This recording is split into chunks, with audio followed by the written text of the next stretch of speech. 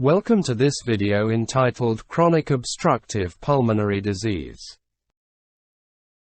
Chronic Obstructive Pulmonary Disease, COPD, also called chronic obstructive lung disease, is a pulmonary disorder characterized by small airway obstruction and reduction in expiratory flow rate. Chronic obstructive pulmonary disease is the fourth leading cause of death in the United States and affects 10.1% of the population, according to Buist and colleagues in 2007. It accounts for 120,000 deaths a year. The cost of caring for patients with chronic obstructive pulmonary disease in the United States exceeds $37 billion annually. By 2020, it is expected to be the third leading cause of death. Chronic obstructive pulmonary disease begins early in life, but significant symptoms do not usually appear until the middle years. The prevalence of chronic obstructive pulmonary disease increases with age. Prevalence is also higher in men than in women and in whites compared with other racial groups. One of the biggest problems with chronic obstructive pulmonary disease is that there are no clinical findings during the early stages of the disease process, and by the time the patient is symptomatic, the disease has progressed significantly. The most common forms of chronic obstructive pulmonary disease are chronic bronchitis and emphysema. Chronic bronchitis is diagnosed in patients who have a history of excessive secretion of bronchial mucus with a productive cough for 3 months or longer in at least 2 consecutive years. The lungs of patients with emphysema are characterized by an abnormal, permanent enlargement of the air spaces distal to the terminal bronchiole, with destruction of the acinar wall. The patient usually demonstrates some features of both types of chronic obstructive pulmonary disease, but one dominates. We will now discuss the causes of chronic obstructive pulmonary disease. The most common cause is smoking. Smokers have a 30 times greater risk of death from chronic obstructive pulmonary disease. Other risk factors are air pollution, occupational exposure to respiratory irritants, chronic respiratory infections, and hyperresponsive airways due to asthma. Emphysema, unlike chronic bronchitis, may also result from a genetic deficiency of the protein alpha-1 antitrypsin. This protein deficiency can trigger early-onset emphysema, even in non-smokers. Both parents must carry the gene for the disease to be acquired by offspring. The genetic factor accounts for only approximately 3% of cases. We will now discuss the pathophysiology of chronic obstructive pulmonary disease. Chronic bronchitis, defined as cough and sputum production for most days over 3 months for 2 consecutive years, is marked by thickened bronchial walls, hyperplastic and hypertrophied mucus glands, and mucosal inflammation in the bronchial walls and airways. Emphysema, defined as enlargement of the airways, is characterized by permanent destruction of the alveoli as a result of irreversible destruction of elastin, a protein in the lung that maintains the strength of the alveolar walls. The destruction of elastin causes enlargement of air spaces as the walls of the small airways and alveoli lose elasticity. In addition, there is a narrowing of the bronchioles, limiting airflow to the lungs.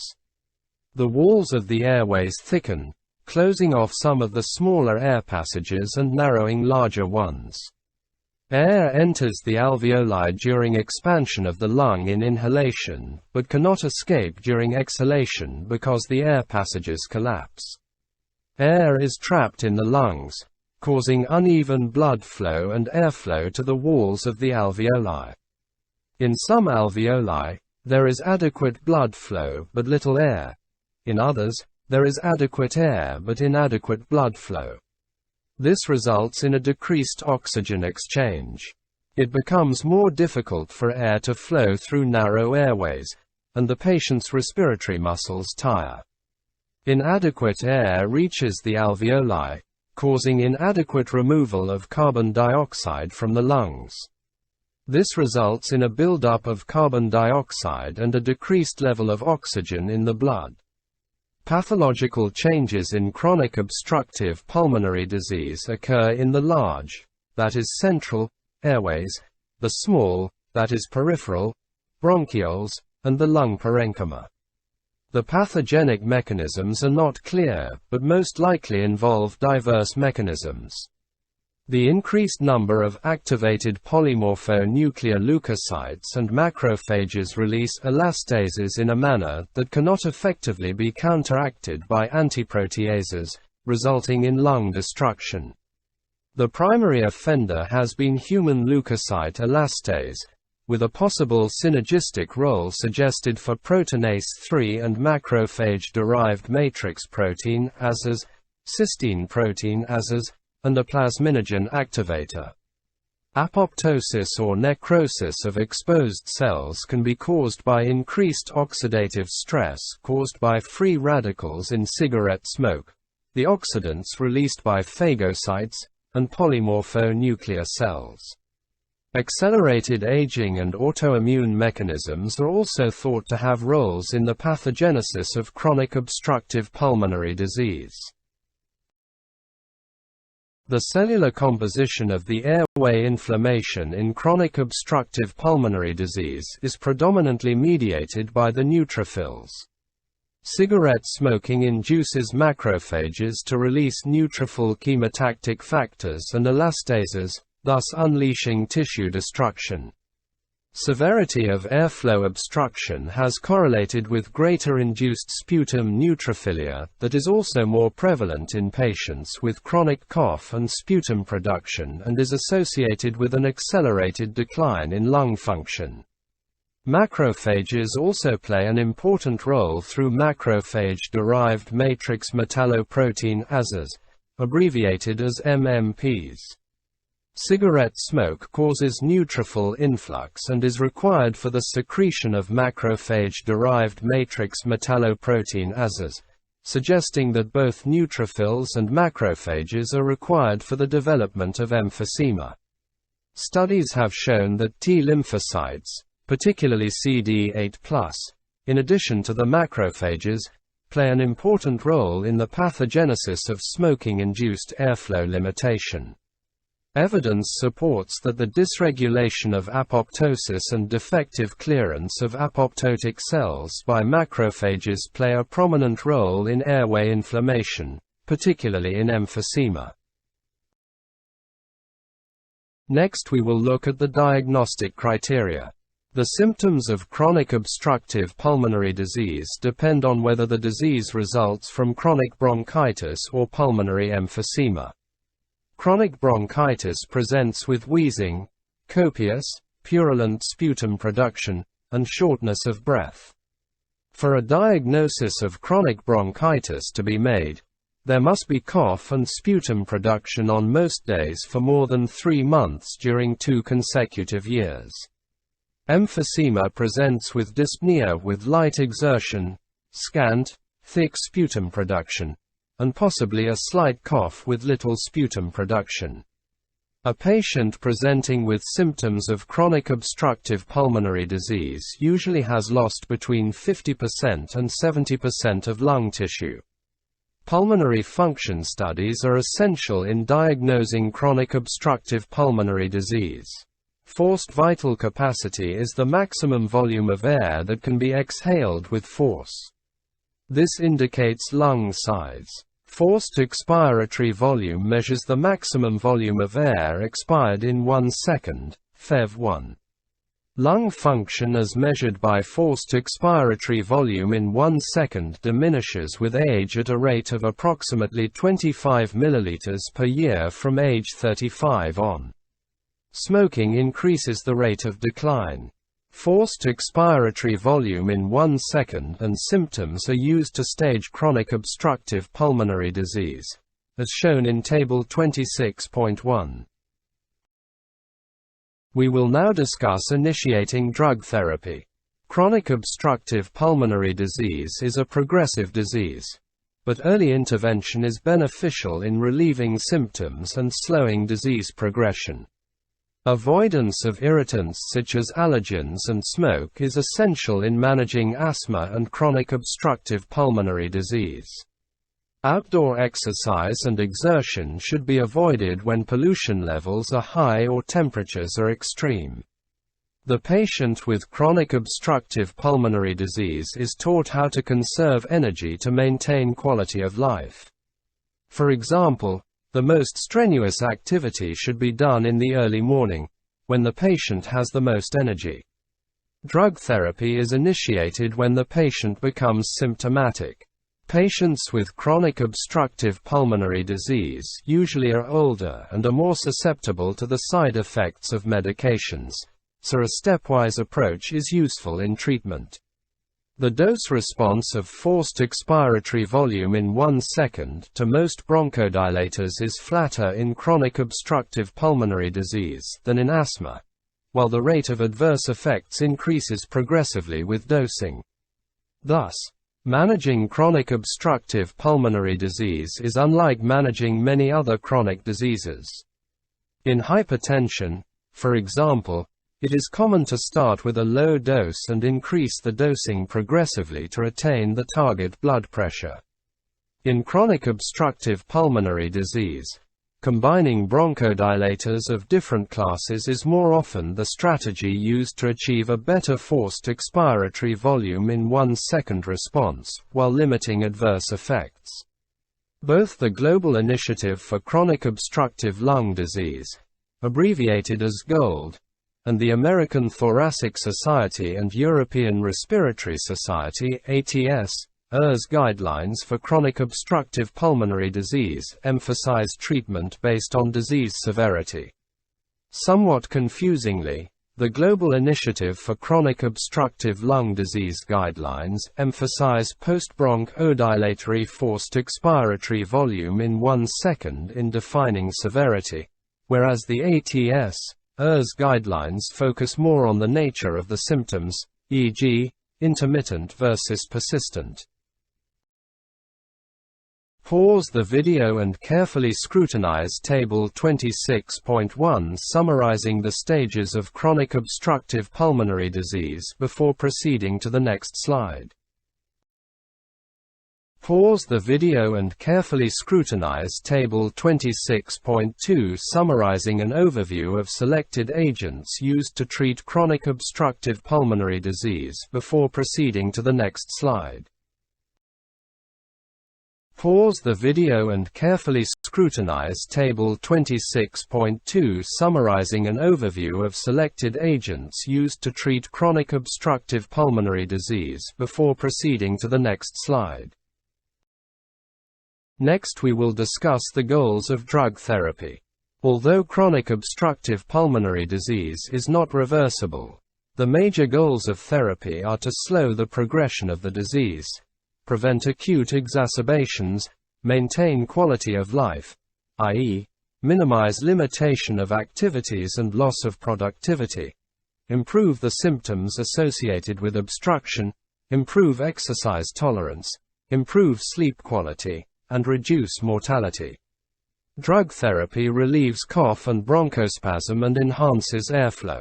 Drugs used to treat chronic obstructive pulmonary disease include beta-2 agonists, anticholinergics, theophylline, corticosteroids, and antibiotics for infectious processes, as shown in Table 26.2.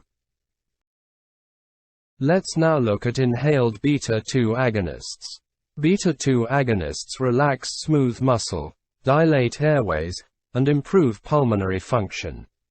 These drugs are used for symptom relief in patients with chronic obstructive pulmonary disease. The dosage should not exceed 12 inhalations a day for short-acting preparations. Beta-2 agonists are sympathomimetic agents that stimulate bronchodilation by activating adenyl cyclase to produce cyclic 3-phosphate adenosine monophosphate. Dosage and time frame for response to inhaled beta-2 agonists. Short-acting beta-2 agonists, abbreviated as SIR-Bars, have a 3 to 6 hour duration of action, and the duration of action of long-acting beta-2 agonists, abbreviated as LABAs, exceeds 12 hours. Because of their rapid onset of action, short-acting beta-2 agonists are effective for relieving symptoms of chronic obstructive pulmonary disease. Long-acting beta-2 agonists, e.g. salmeterol and formoterol, have been shown to significantly improve lung function, health status, and symptom reduction. Dosages vary by the drug. See Table 26.2. The short-acting beta-2 agonist albuterol, Prevental, can be used in combination with the inhaled anticholinergic agent ipratropium. If this combination therapy is used, ipratropium should be taken 2 hours before albuterol. Inhaled beta-2 agonists are discussed in more detail in Chapter 25. Because of their rapid onset of action, short-acting beta-2 agonists are very effective in relieving symptoms of chronic obstructive pulmonary disease. In addition to their bronchodilatory properties, these agents are effective in increasing mucociliary clearance. Next we will look at contraindications to the use of inhaled beta-2 agonists. Monoamine oxidase inhibitors and tricyclic antidepressants must be avoided for 14 days before starting therapy. Beta-2 agonists are antagonized by beta blockers.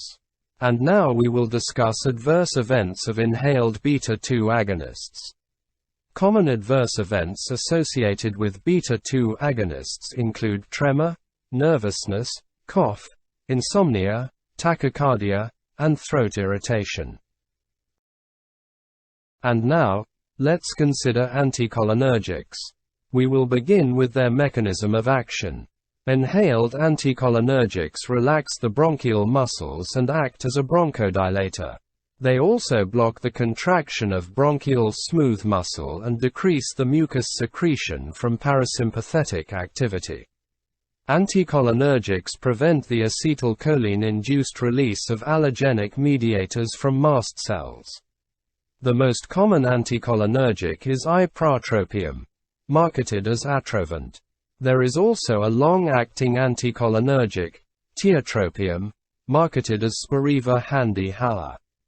The use of tiotropium results in improved health status, dyspnea, and exercise capacity, and reduced hyperinflation and chronic obstructive pulmonary disease exacerbation rate in patients with moderate to severe chronic obstructive pulmonary disease. We will now briefly discuss dosage and time frame for response to anticholinergics. The dosage of ipratropium is 2 to 4 puffs 4 to 6 times a day. Onset of action after inhalation is 15 minutes, with a peak response of 1 to 2 hours and a duration of action of 3 to 4 hours. The dosage of tiotropium is 1 capsule inhaled daily. Onset of action is within 5 minutes. It is effective for 24 hours. Let's now look at the contraindications for the use of anticholinergics. Anticholinergics are not used in a patient with hypersensitivity to atropine. They also are not used for acute episodes of bronchospasm. Caution is used in a patient with narrow-angle glaucoma or benign prostatic hypertrophy, and in pregnancy and lactation. It should not be used in people with soy or peanut allergies. Next we will discuss the adverse events of anticholinergics. Common adverse events associated with anticholinergic use include restlessness, dizziness, headache, gastrointestinal, GI, distress, blurred vision, hoarseness, cough, palpitations, and urinary obstruction. And now we will switch gears to methylcanthenes, i.e. theophyllenes. Theophylline is a non-selective phosphodiesterase inhibitor that acts as both a weak bronchodilator and a respiratory stimulant. Because of its potential adverse effects and narrow therapeutic index, It should only be used when symptoms persist despite optimal bronchodilator therapy. We will now discuss the mechanism of action of methylcanthines. Methylcanthines inhibit the enzyme phosphodiesterase, preventing the breakdown of cyclic adenosine monophosphate. This relaxes bronchial smooth muscle and may prevent the release of endogenous allergens such as histamine and leukotrienes from mast cells. The methylxanthines are thought to antagonize prostaglandin-mediated bronchoconstriction and block receptors for adenosine. The main effects are smooth muscle relaxation, central nervous system excitation, and cardiac stimulation. They also increase cardiac output and lower venous pressure. The most commonly used methylcanthine is theophylline. Next we will look at the dosage and time frame for response to methylcanthines. The dosage of the sustained release preparation is 200 to 400 mg twice a day or 400 to 800 mg at night for nocturnal symptoms. The drug is usually taken at 8 p.m. for relief of nocturnal symptoms. Smokers may require a dose 50% higher than the recommended dose. The dosage prescribed for patients with hypoxia, congestive heart failure, or liver disease is 25% to 50% lower than the normal dose. The half-life of theophylline is 3 to 15 hours, 4 to 5 hours in smokers, with extended release formulas having the longer half-life. Contraindications to the use of methylxanthines. Theophylline is contraindicated in peptic ulcer disease, seizure disorders, arrhythmias, and severe respiratory obstruction. Theophylline is metabolized in the liver and excreted in the urine, so it is used cautiously in patients with heart failure, liver disease, and thyroid dysfunction, and theophylline levels are carefully monitored. Next we will look at the adverse events of methylxanthines. Adverse effects include headache, irritability, and insomnia. The patient also may experience palpitations, loss of appetite, gastrointestinal distress, tachypnea, urinary retention, and flushing. Toxicity can produce cardiac arrhythmias and seizures. And now let's discuss the interactions of methylxanthines. Excessive caffeine intake, greater than the equivalent of 6 cups of coffee a day, can cause increased concentration of the drug. Theophylline interacts with many drugs, including cimetidine, marketed as Tagamet, erythromycin, quinolones, oral contraceptives, and barbiturates. Food may alter bioavailability of the sustained-release theophylline preparation. Therefore, the prescriber may recommend taking the medication 1 hour before or 2 hours after a meal. We will now shift gears to corticosteroids. Inhaled steroids diminish airway inflammation. Inhaled corticosteroids are much less effective in chronic obstructive pulmonary disease than in asthma, likely due to the different types of inflammation seen in each disease. Thus, they are only approved at low doses in combination with a beta agonist. They do appear to lower the exacerbation rate, although this response is seen primarily in patients with severe disease who have frequent exacerbations. It is unclear whether they have an effect on symptoms or exercise capacity. Inhaled corticosteroids have also been shown to be more effective in improving lung function when combined with long-acting beta-2 adrenergic agonists. However, the guidelines recommend that corticosteroids be reserved for patients with severe chronic obstructive pulmonary disease with frequent exacerbations who are already on treatment with a long-acting bronchodilator. Inhaled corticosteroids should be used to reduce the frequency of chronic obstructive pulmonary disease exacerbations, but they are not useful for symptom control. Systemic corticosteroids suppress inflammation of the airways and inhibit prostaglandin-induced narrowing of the airways.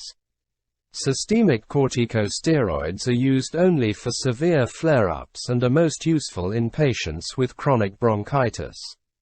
They enhance the effects of the bronchodilators. If the corticosteroids are used for long-term therapy, the lowest possible dose should be used. They can be administered either daily or every other day, in the morning or early afternoon, because they may cause insomnia. Dosing every other day may produce less adrenal suppression. High-dose oral corticosteroids may improve lung function in patients with chronic obstructive pulmonary disease, but they have no clinically significant benefits for patient-oriented outcomes. Inhaled corticosteroids should be used instead. Corticosteroids are discussed in Chapter 24.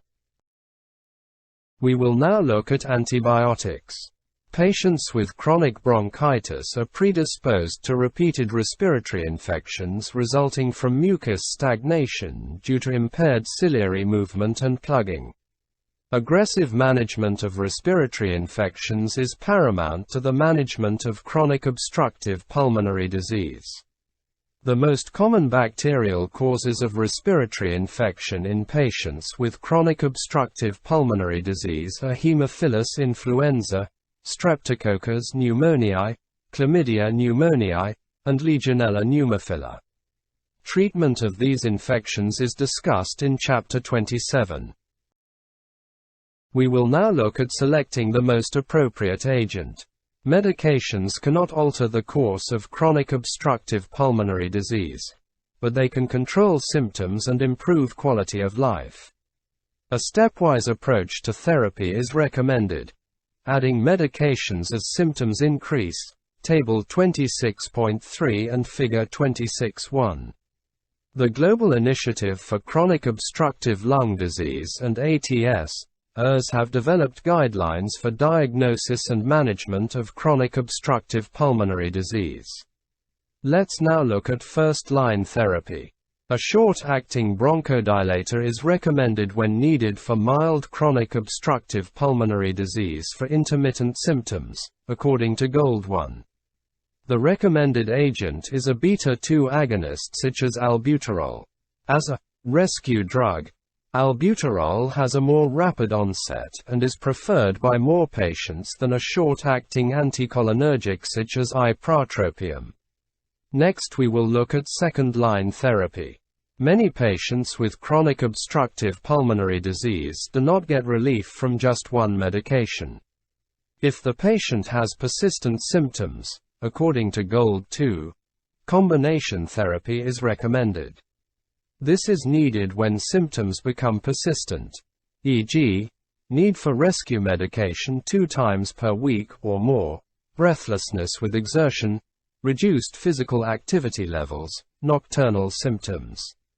The combinations of tiotropium and albuterol or salmeterol and ipratropium are recommended. And now we will look at third-line therapy. When there is increasing severity of symptoms, according to Gold 3, tiotropium and long-acting beta-2 adrenergic agonists are recommended. Albuterol is also used as needed. Next we will discuss fourth-line therapy. In patients with frequent exacerbations, according to Gold 3 or 4, tiotropium and long-acting beta-2 adrenergic agonists along with inhaled corticosteroids is the recommended treatment. Physiological and clinical benefits of long-acting beta-2 adrenergic agonists have been shown to be enhanced when administered in conjunction with inhaled corticosteroids. Albuterol is used as needed. See Chapter 24 for a discussion of inhaled corticosteroids. Pause the video and carefully scrutinize Table 26.3 recommended order of treatment for chronic obstructive pulmonary disease before proceeding to the next slide.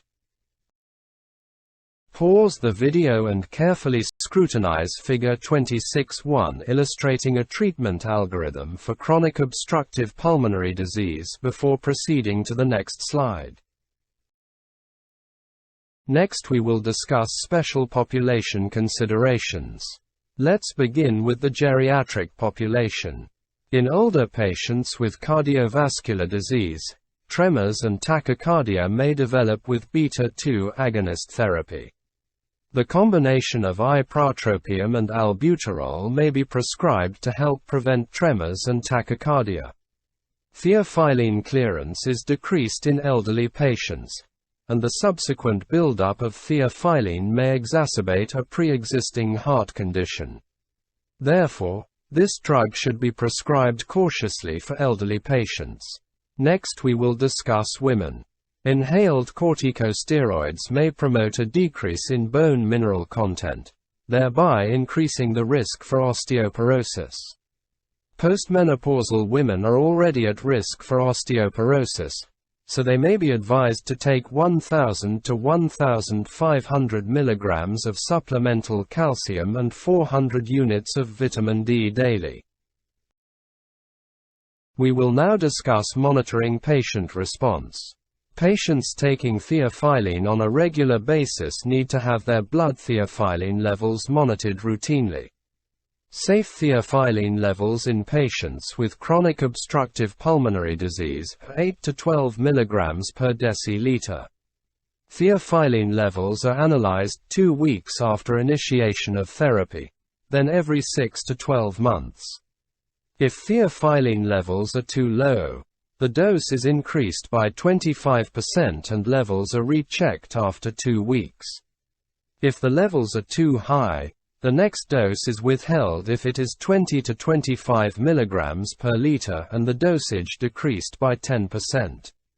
At 25 to 30 mg per liter, the next dose is withheld and subsequent doses are decreased by 25%. Levels are rechecked in several days. If the level is greater than 30 mg per liter, the next 2 doses are withheld and the dosage is decreased by 50% and levels are rechecked in several days. Theophylline levels should be checked 1 to 2 hours after administration of a short-acting preparation or 4 hours after administration of a long-acting preparation. Follow-up examinations should be scheduled at 2 to 3 months. Meanwhile, the patient needs to be aware of the warning signs of respiratory infection and symptoms that suggest worsening of the condition. Pulmonary function tests are recommended every 1 to 2 years to determine the efficacy of therapy. Next we will discuss patient education. Let's begin with drug information. Patients with chronic obstructive pulmonary disease are cautioned to avoid antihistamines, cough suppressants, sedatives, tranquilizers, beta blockers, and narcotics because these may further compromise the patient's already depressed respiratory state. All patients with chronic obstructive pulmonary disease should be immunized against pneumonia and influenza. Next we will look at patient-oriented information sources. The best source for patients about chronic obstructive pulmonary disease is the National Heart, Lung and Blood Institute's website, www.nhlbi.nih.gov. Other sources are the American College of Chest Physicians, www.chest.net.org/education/patient/guide/copt, and the American Lung Association, www.lungusa.org/lungprofilers/copdlungprofiler.html. Next we will discuss nutrition or lifestyle changes. The practitioner should explain to the patient that preventing respiratory infection is very important in chronic obstructive pulmonary disease management. This is because serious consequences, and most deaths, result from respiratory failure caused by infection. The patient should be advised to stay away from anyone with a respiratory infection, and the practitioner should ensure that the patient can recognize the warning signs of infection, including a change in the color, consistency, and amount of sputum. If symptoms develop, treatment should be sought immediately. The practitioner should also discuss the advantages of conserving energy to maintain activities of daily living. Activities should be attempted early in the day, when the patient has the most energy. The patient can do aerobic exercises using the arms and legs to increase endurance. Another important aspect of management of chronic obstructive pulmonary disease is rehabilitation. The patient should partake in at least 2 months of pulmonary rehabilitation. Additional teaching involves showing the patient how to use inhalers, nebulizers, or spacer devices. See Chapter 25 for more information.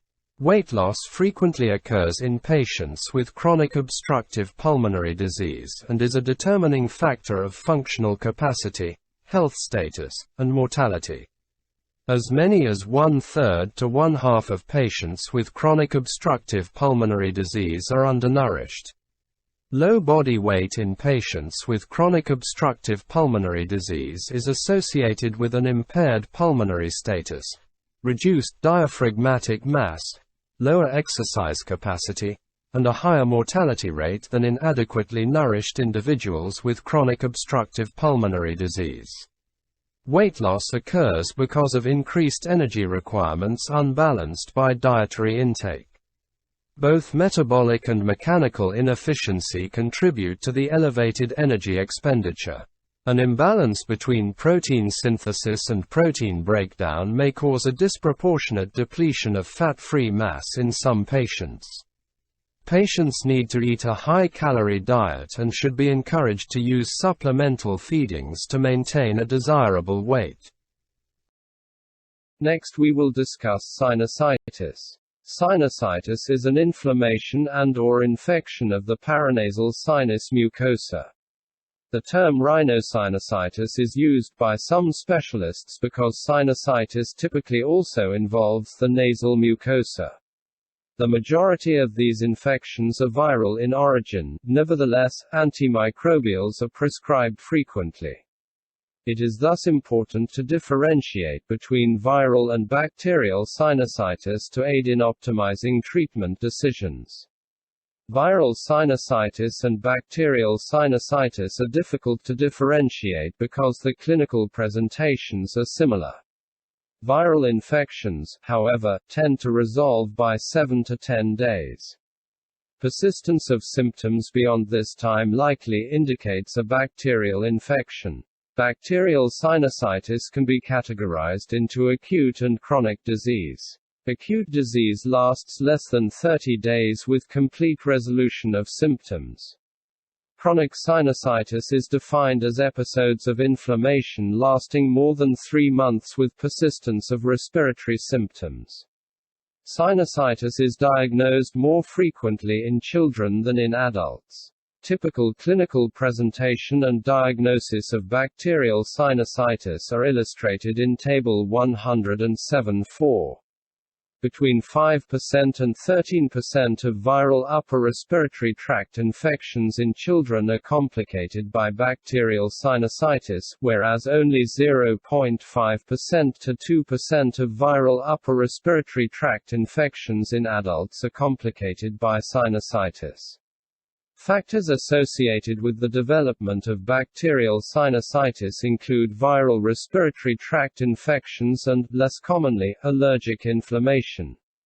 Other factors that can be associated with sinus disease include systemic diseases, trauma, environmental exposures, and anatomic abnormalities.